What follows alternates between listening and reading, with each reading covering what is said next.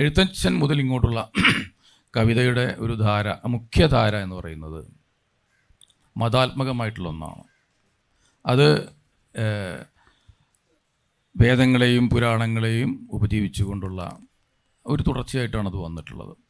അതിന് സമാന്തരമായിട്ടുണ്ടായിരുന്നത് ഒരുപക്ഷെ മുഖ്യധാരയിലുള്ളതല്ല, അതല്ലാത്ത മറ്റ് സമൂഹങ്ങളുടെ, നിശബ്ദ സമൂഹങ്ങളുടെ, ഇതേപോലെ പണിയെടുക്കുന്നവരുടെ, അതുപോലെ തന്നെ വേണ്ട രീതിയിൽ മുഖ്യധാരയിൽ എത്തിയിട്ടില്ലാത്തവരുടെയൊക്കെ ശബ്ദങ്ങളും അവരുടെ പാട്ടുകളും ഒക്കെ തന്നെ ഉണ്ടായിരുന്നു. എങ്കിലും എല്ലാ കാലത്തും മലയാള കവിതയിലെ മുഖ്യധാര എന്ന് പറയുന്നത് ആധുനികതയുടെ കാലത്തും അതിന് ശേഷവും ഒക്കെ ഉൾപ്പെടെയുള്ള കാലഘട്ടങ്ങളിൽ മുഴുവൻ അതിന് ഈ വേദേതിഹാസങ്ങളുടെ, മിത്തോളജിയുടെ ഒരു ആശ്രിതത്വവും അതിനെ അനുധാവനം ചെയ്യുന്ന ഒരു രീതി ഉണ്ട് എന്നുള്ളതാണ് എനിക്ക് തോന്നിയിട്ടുള്ള ഒരു കാര്യം. അപ്പോൾ പലപ്പോഴും നമ്മൾ പാരമ്പര്യത്തെക്കുറിച്ച് സംസാരിക്കുമ്പോൾ പലരും വളരെ പ്രശംസാപരമായിട്ട് പറയാറുണ്ട്, നിങ്ങൾ പാരമ്പര്യത്തിൻ്റെ മൂല്യങ്ങളെ കൈവിടാതെ ആധുനിക ലോകത്തോട് അഭിസംബോധന ചെയ്യുന്നു എന്നൊക്കെ ചിലപ്പോൾ അത് ഘടനാപരമായ കാര്യം മാത്രമാണ്. ഘടനാപരമായ തലത്തിൽ എന്തുകൊണ്ട് പാരമ്പര്യത്തിൻ്റെ ചില മൂല്യങ്ങളെ അല്ലെങ്കിൽ ചില സ്വഭാവവിശേഷങ്ങളെ പിന്തുടരുന്നു എന്നുള്ളതിന് വേറെ ചില കാവ്യാത്മകമായിട്ടുള്ള കാരണങ്ങളുണ്ട്.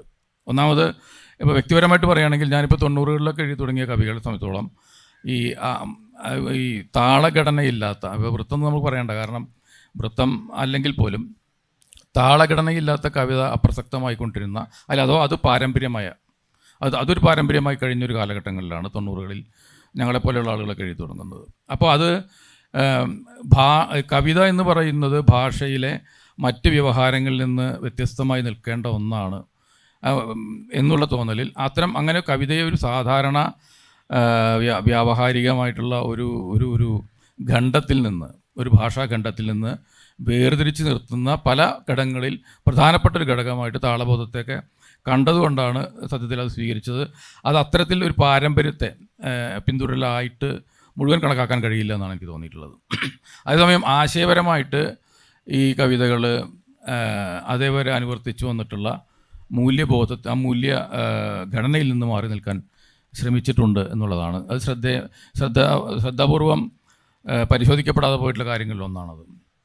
മലയാള കവിതയുടെ ഈ ചരിത്രം, നേരത്തെ ചരിത്രം എടുത്തു നോക്കിക്കഴിഞ്ഞാൽ ഞാനീ പറഞ്ഞതുപോലെയുള്ള കാര്യങ്ങൾ കണ്ടെത്താൻ കഴിയും. ഇപ്പോൾ എന്നോട് തന്നെ പല ആളുകളും, പല മുതിർന്ന കവികളും അതുപോലെയുള്ള ആളുകളൊക്കെ സംസ്കൃതം പഠിച്ചിട്ടുണ്ടോ, രാമായണം വായിച്ചിട്ടുണ്ടോ എന്നൊക്കെ ചോദിച്ചിട്ടുണ്ട്.